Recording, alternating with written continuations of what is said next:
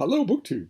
As you will know, if you're in possession of a calendar, one of BookTube's biggest, most beloved, and most revered events is hoovering onto the horizon as we speak. Nonfiction November, hosted by the mighty Olive at a book hall. It's, I don't even know, 6, 7, 8 years old. It's an old BookTube event, and it's coming up in November. November is a crowded schedule for all of us bookwormy types, and Nonfiction November is a big pillar on that calendar. It is an event, as you can tell from the name. Those of you who may be new to this little corner BookTube, welcome. If the algorithm has steered you towards this little group of 200 or so channels, it has steered you toward, in my opinion, the very best part of the internet, and certainly the best part of BookTube.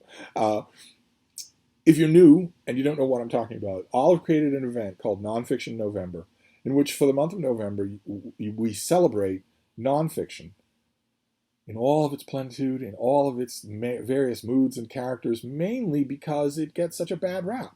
People think of nonfiction as dry. They equate it with homework. They equate it with school. And mainly that's a product of how poorly it's taught in schools, but it's certainly not a reflection of reality. In reality, nonfiction is an endless feast of variety and interest. It's incredible. In fact, I would argue, of course, as you know if you've watched this channel, I would argue it's far more of a feast than the made-up stories. And the whole idea of Nonfiction November is to get you to read more nonfiction. If you don't read any nonfiction, if you actually are operating under that misassumption, that misapprehension, that this stuff is boring, that it's like schoolwork, that it's going to be dry and informational like reading an encyclopedia, then Nonfiction November is designed to get you out of that mind frame. You are incorrect. That mind frame is incorrect. Any one of the nonfiction enthusiasts connected with or enthusiastically doing Nonfiction November will happily recommend you nonfiction that will hook you. I could do it easily. So Nonfiction November is designed, if you are that kind of a person, to get you to read some nonfiction. Read one work of nonfiction and you have succeeded for Nonfiction November. That's all it takes. One work of nonfiction. If you do mix in a little nonfiction with your reading, Nonfiction November wants to urge you to read more. I myself read an enormous amount of nonfiction, far, far more in any given month than I read fiction. And in November, I plan to increase that percentage as much as I possibly can. You might think, well, okay, it's a free country, right? So why can't you just increase it to 100%? Why can't you make it all 100%? Why can't you just read nonfiction in the month of November? And the reason why I can't read only nonfiction in the month of November is actually the reason why Nonfiction November's own hostess, Olive, can also not guarantee reading 100% nonfiction in the month of November. Like myself, she is a working book critic. So if an editor comes to you and says, well, I've got this new novel in which a cat solves a murder mystery in small town Connecticut, I'll give you $175 and you can have 30 days to do it.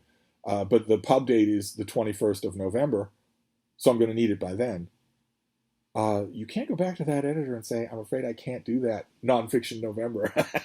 You can't do that. That's not how it works. BookTube, one of the nicest things about our little corner BookTube is that it has no truck with the real world. That's why it's such a great relief to come here and have so much fun. So if you are a professional book reviewer, you're going to read fiction in the month of November. I certainly am. I know already. I certainly am. I have a wide docket of stuff that I am commissioned to review, including a long list of things for Kirkus reviews, a good number of which will be fiction. But for Nonfiction November, my plan is that if I am not commissioned to review it, I will not read any fiction in November. I'm planning on getting well north of 100 nonfiction works read in the month of November. The only exceptions will be paid commissioned work and read-alongs for BookTube. I'm not going to spurn one part of BookTube in order to please another part of BookTube. So if I am engaged in a read-along, like for instance, Book Trek 2021 is a BookTube project that I'm involved in with a bunch of other BookTubers where we're reading Star Trek fiction. And we're devoting the month of November to Star Trek Voyager, which is Katharine Hepburn Goes to Space. There's no way I'm going to miss that. And also, November, one of the other events in November is a brand new event, the opposite end of the spectrum from Nonfiction November, which is old and venerated. People have long-standing fond memories. It's a major thing. Uh, at the opposite end of that scale of notoriety, there's a thing called New Worlds November, a new event being born just this year, created by the Bookish Bryants. That I'm one of the hosts for New Worlds November, and New Worlds November is to celebrate science fiction. The best booktube events, I think, are the ones that have the broadest base. So New Worlds November in 2021 is celebrating short stories, science fiction short stories. But New Worlds November is celebrating just science fiction. Who knows what form it'll take next year? We have a graphic and everything. It's going to be a lot of fun. But of course, that involves reading fiction as well. And my reviewing duties will involve reading fiction. But aside from that, only those exceptions, I plan on devoting all the rest of the month to nonfiction. Which means, of course, among other things, that I can't join all of the cool kids in making TBRs, right? I've watched probably 40 videos so far of people making Nonfiction November 2021 TBRs, and I love them. I love watching those videos. And of course, Olive will always be there, showing you all kinds of interesting ideas. She wants to get you to read more nonfiction, to share the enthusiasm. It has a million great ideas. But there's no way that I can do a video listing 100 books, right? And I don't know the final form of what those 100 books will be. But I didn't want to miss out on all the fun of the cool kids making TBRs, so I made one. I made a TBR for Nonfiction November. I will not be reading any of these books unless one of them comes my way at the Brattle Bookshop here in Boston, but I can recommend them to you. And they are broken down along the prompts for Nonfiction November. Now, keep in mind, you don't have to do the prompts. You can ignore them. And Olive made the prompts so that they are broad and adaptable as possible. You can mix and match them. You can warp them into any kind of shape that you need if you're the prompt doing kind. Or you can just skip them. But what would a big booktube event be without prompts? We have one for New World November. And this one has prompts. The prompts are collection, industry, style, and treatment. And as you can tell just from those words, those could be anything. I took those prompts and made 3 suggestions for each one. And I thought we'd go through them, starting with collection. And for collection, I stuck close to the aforementioned vocation of mine, which is a book reviewer. It's also Olive's vocation, and she's going to be a lot bigger name in it than I am. Just give it time. But I stuck to book reviewing for collections, and that is collections of book reviews. This will often happen where you're hacking away, you're hammering away at weekly deadlines for book reviews. You're trying to do as much good work in those reviews as you can. You're trying not to phone it in. That's really what separates the wheat from the chaff when it comes to book reviewers. Is if you have a venue and you have a pliant editor and you know that the check is coming, and you've got 650 words, and you've got a book in front of you. Once you're in that situation, you will know that you have a choice there. And it's an entirely private choice. If your editor is friendly, and most book section editors, arts editors, they want the copy. If it's got 2 ears and 2 eyes, they'll take it. Most of them are friendly. The days when you would encounter, at the Star Tribune, a Maxwell Perkins, those days are largely gone. Nobody gets paid enough to be Maxwell Perkins. So really, it's going to be an internal, a private choice. You have the book in front of you. If you've reviewed books before, your mind is immediately going to tell you the easy way to review that book. A little bit of this, a little bit of that, plop this right here, slap it all around, sign your name, collect your check. But there'll also be a harder way to do it, a better way to do it, a more personal, a more interesting, intelligent way to do it. That takes more work. Your check is going to be small, and it's not changing depending on how you do it. There's no merit base. So you're presented in that situation with a private choice. Quite a few book reviewers who later go on to be famous for other things don't want their reviews to be published because in quite a few cases they were presented with that private choice and chose the easy way. But I found that quite a few managed to bleed through their own particular voice and their own particular stylistic twists anyway, no matter what. And that's to say nothing of the people who make the right choice in that private moment.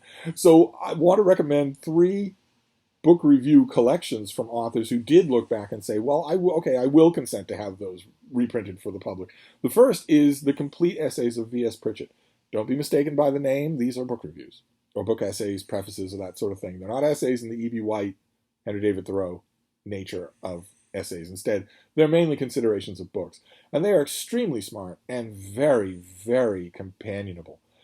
V.S. Pritchett wasn't always companionable in real life, but his book essays have the unbelievable quality of making you finish the essay and want to read the book. Not every book review does that, but his do in the extreme. It's a big, whomping fat book.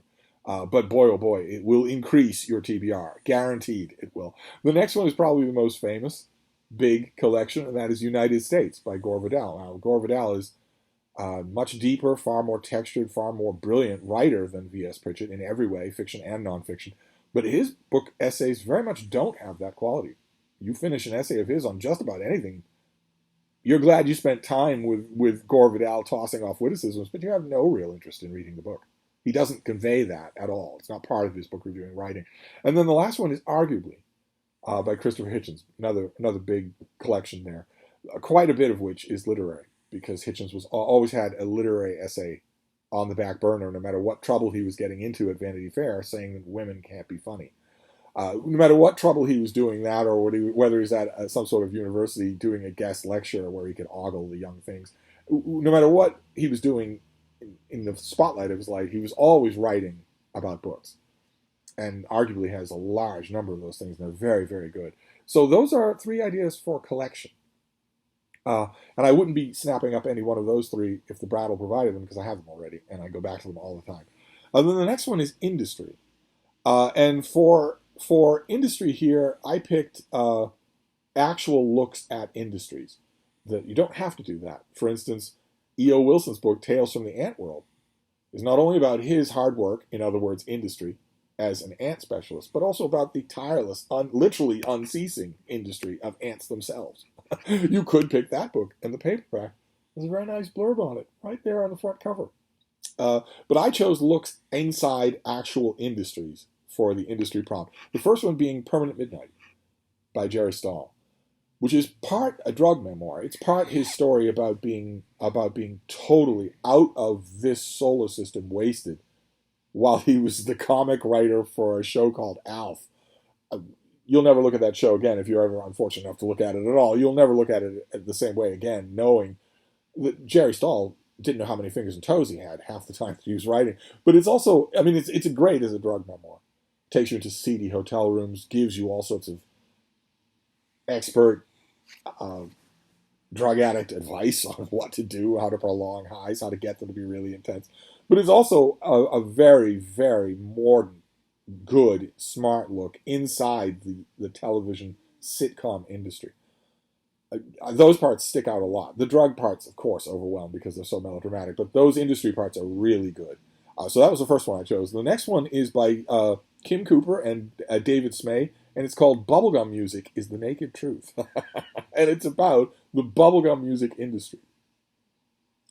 That being not so-called serious rock, not anything like that, but rather stuff that is engineered, designed, genetically modified in order to top the charts and get people humming its catch tune on the subway, even if they've never heard anything about the band. It's designed like that. That industry has been around forever, but this is about the modern bubblegum pop industry that includes, it expands to include, there's a hotly contested divide in bubblegum music. There's a hotly contested divide between who counts to be in it and who doesn't.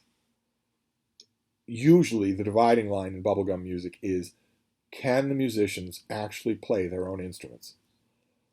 If they can, then you'll have purists, the music industry, what are you going to do? You'll have purists who will say, okay, if they can play their own instruments, then it's not bubblegum music. If they can't, if they're just fronted to look cute, then it is. Purists like that would say, I don't know. I mean, going back 50 years, you have the Monkees, which was a band that was put together. It was made to be bubblegum music. Sort of the real world templates for the band in That Thing You Do, the great Tom Hanks movie, That Thing You Do. I think the Monkees learned how to play music. Michael Nesmith knew all along, but I think the others learned how to play music. So at the beginning, no. But later on, yes. So I don't know if they were certainly made to be bubblegum music, but I don't know if purists would count them. But you go on, to the other end of the spectrum. You've got the unholy trio, NSYNC, Backstreet Boys, and Britney Spears. That trio doesn't know a single guitar chord between them. They can't sing. It's all computer done. You listen to a Britney Spears, to Oops, I Did It Again, for instance, a pure example of bubblegum music. Listen to Oops, I Did It Again, take a mental step back and you realize, okay, that isn't a human singing. That's a human modulated computer saying. No human could do that. Just not talking about the precision of the notes. I'm saying the sounds coming are not human. They don't sound. It doesn't sound like a human. It sounds like a human trained machine, and that's what it is. It was designed only to be bubblegum music, and bubblegum music, is the naked truth, is terrific. Just takes you through all of that. You're going to have to settle for some of those turf wars because music freaks are always fighting with each other, but nevertheless, it's really good. And then the last one is Merchants of Culture by John Thompson. Bigger book than the other two, and I think a little bit older, about the publishing industry. Merchants of Culture is about the publishing industry, about books, magazines, agents, editors, publishers. Really, really good. Thompson, in large chunks of the book, he is clearly going for being the definitive book on the subject. Of course, it can't be. It can't be. The publishing industry has radically changed even since he wrote this book. But when you are doing that, if you're a certain kind of author and you are going for the definitive book type status of your book, you're going to do a lot of lecturing, a lot of teaching, a lot of exposition that isn't going to jump off the page. And there is, unfortunately, there are chunks of that in this book. You have to be prepared for it. But Thompson is so smart. He's so insightful on publishing that it'd be worth it. It'll be worth the occasional longueur. Then we'll move on to style, a subject with which I am intimately familiar. The first one that we'll do is The Last Party by Anthony Haddon Guest, which is about Studio 54 at its heyday. Those of you who are a certain age will not know what I'm talking about. You can Google it. It was the height of disco. It was the height of weird, horrible, and ecstatic things done in the night. Oh my. It was an era, in New York City especially, but it bled out into other cities as well. And it was an era that actually included yours truly just very briefly. You wouldn't ever associate yours truly with Studio 54, but there's an anecdote about me asking a potential host of mine whether or not it was possible to read at Studio 54. but it's got outsized personalities, all of whom are just industriously involved in the process of wrecking their own lives. So it makes spellbinding reading. Then we have Mastering the Craft of Writing by Stephen Wilbers, one of innumerable writing books out on the market. There's just 80 billion of them. This one is really good. It deals with style in addition to mechanics and whatnot. And that's really tricky because style, when it comes to writing, is intimately connected with voice. And your voice, I mean, I've taught writing for a long time, and I've taught it formally, but I've also taught it far more often informally, where I'm a sounding board for people who are learning how to write. So I am teaching it in a way, but not for money. And it's been my experience that nothing is harder for writers to even understand, much less grapple with, than their own voice. And style is intimately connected with that. So, and this book does a fairly good job of that. And then the last one for style is Romantics and Classics by Hugo Ritson Thomas. I think this is more recent, if I remember correctly. This is a more recent book. And it's about country house style, English country house style. Those of you who watch this channel will know I have a sweet tooth for English country houses. And those that are still in private ownership, those that are still used as houses, as homes, have either steadfastly avoided updating or have updated and tried to blend the updates with the centuries-old stuff all around them, or have tried to discard the centuries-old stuff or maybe modernize it. And this book is beautifully photographed. I forget the name of the photographer. I didn't note it, but it's a beautiful sort of photo essay on all the different approaches that you can take to living in an old English country house. Just if you share my sweet tooth for it, it's fascinating. And that is style, and that brings us to treatment. We'll wrap up with treatment. And the first one for treatment that I want to mention to you is something I've recommended to you before. It's called Nobody Cares About Crazy People by Ron Powers. And it's a sledgehammer. It's just a powerhouse book where Ron Powers examines the institutions of mental illness, of schizophrenia. He examines the social ramifications, what happens to you when it's known that you are afflicted in such a way. And it's infused with personal tragedy because his own son succumbed to schizophrenia multiple times until finally forever. And the book, therefore, has Ron Powers, who's a great writer. It has Ron Powers giving not only a sociological, a historical overview, but also a personal overview of what happens, which is that your memories are full of bright potential, a normal, wonderful, brilliant, lovable, kind boy who suddenly becomes the victim of his own mind. His own mind turns against him. Unbelievably gripping reading. Then I just realized that by doing treatment at the end, I'm ending this video on a bummer. Sorry about that. The next one is Deaths of Despair and the Future of Capitalism by Ann Case and Angus Deaton. Again, I think this is fairly recent. I think this came out in 2020.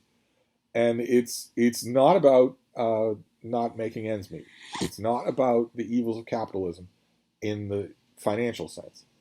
It's about the costs of what a certain blue checkmarks, a strata of Twitter refers to as late-stage capitalism. It's about the costs of those things, the human costs of those things. When you look into the future, 5 years down the line, and realize, I will not have any money, any means to have money, and this society that I live in doesn't care about either one of those things, just going to keep grinding on. What does that do to you personally? I think Deaths of Despair and the Future of Capitalism is a future classic in the making. A very dark book, very unrelenting. So sorry, I'm ending this whole thing on a downer. I should have anticipated that and put collections last. And then the last one that we'll do is, as at least a glimmer of hope. It's by Sonny Weber, and it's called Beyond Fight or Flight. And it is a book about how to deal with a nervous dog, how to help them, how to fix them, even, or at least if you can't fix them. How to remove from them and you the idea that they need fixing. So I guess we are ending on a happy note because Sonny Weber does a fantastic job of writing about nervous dogs. They do exist. Probably a lot of you have had one or have one right now. I say it with a little bit of extra timbre in my voice because I had in my life for decades and decades had crowds of beagles. And occasionally one of them would be nervous, sometimes badly so. Dooley, I don't know. I think there's probably 2 people watching this video who will know that name and who knew him personally. He'd be a good example, but nowhere near as bad. They were in crowds. They were in crowds of beagles. They were okay 90% of the time. Nowhere near what is possible. I only learned what was possible when I stopped having beagles. I had a pointer, a beautiful black and white pointer, my beloved Malin Moore, and she was a nervous dog. It was thrown into extra contrast because her sister was a big, fat, dumb, retarded basset hound named Lucy, who not only wasn't nervous, but wasn't conscious a lot of the time.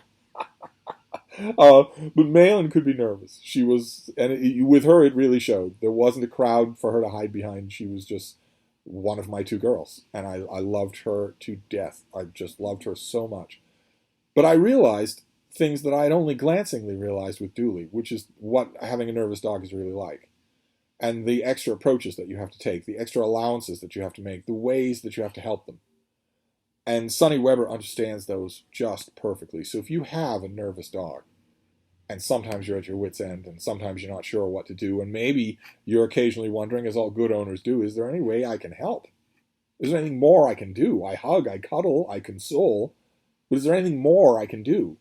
This book will give you lots and lots of helpful ideas, helpful tips. So that's what we'll wrap up treatment with Beyond Fight or Flight. And I will try to remember to list all of these books down below. And that is a Nonfiction November 2021 TBR. It's not really my TBR. I'm not going to read any of these things unless they come across my path. But I can recommend them to you. And they fit the prompts. But the real thing that I want to recommend is nonfiction just itself. I have always been a champion of it. I've always read 80-20% for nonfiction and loved it. I go back to nonfiction far more often than I do fiction, unless the fiction involves giant killer sharks. And it has always chafed at me, even before I knew what BookTube was. It had always chafed at me that nonfiction has such a bad PR rap when it's so enjoyable. That always struck me as just baffling. So I'm very glad that Nonfiction November exists. I invite you all to take part. Make your plans now. You have a bunch of things to plan for November. Yes, Nonfiction November is a big one. New Worlds November is another big one. It's not big. It's a tiny little event. It's brand new, but we're all hoping that it catches on. Everybody loves science fiction, I hope. And starting with short stories makes it very low demand. Our first New Worlds November for 2021 is very low demand. Sure, anybody has time to read a short story.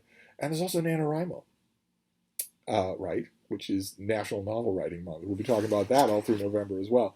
But towering right along with all of those is Nonfiction November, where you pull down that nonfiction that's been on your shelf, where you've been saying, oh, I really feel like, I don't know, I don't feel like, am I at school again? I don't really want to read nonfiction now. It's time to change that attitude. The books are not offending. The books will entertain you. It's that attitude that needs changing. And maybe the books themselves needs changing. Maybe you need a really great Nonfiction November recommendations. Maybe you need new nonfiction on your shelves. We're here to help. So I'm going to wrap this up. That is a TBR. Maybe I'll do a few more TBRs during the course of the month. But I'm going to wrap this up for now. And I will see you soon. Thank you, BookTube.